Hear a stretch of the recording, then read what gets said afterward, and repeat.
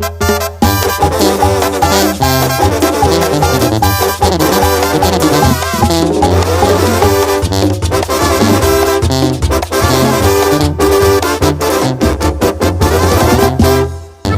mirar la tua, la pon...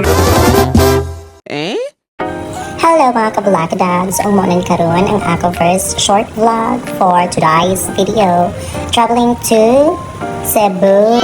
Pero alis sa Cebu, nihapit pa ko diri sa Tagbilaran. O mo ni akong gihapit diri Chekara. Ni hunong kapit ako kadyot kay connected na po padulong sa Cebu ang ato biyahe. So ni ko pagilim nun no. Kay iuhaw ang Vayuch. Dayon namili sa nga chicheria diri sa farmer. So mo na ni karon kaon ta diri mga chicheria kung anech nag-feeling Koreana dai kuno kay naman ning ato ang nori-nori diri o di ba ingkit-ingkit sagbot murag kanding ani.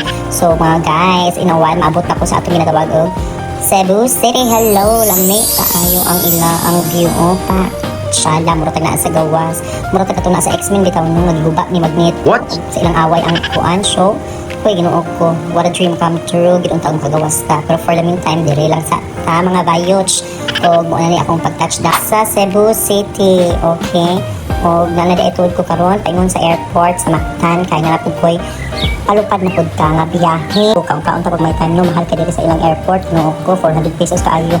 Paano o, sa maniuin. Pasta-pasta. So, ana-ana, ginuog ko sa kanatag aeroplano. Sakit na pod ta sa dalunggan ani ang pressurization. So, mo na ni karon guys, lupad-lupad sa ta. Mangita sa diri og mga langamation. So, kay na-upgrade mo na itong travel na kay apin nga habol unlan o karing ginatawag na snack. O mo na akong pag-abot sa Puerto Princesa. So, watch for more for part 2.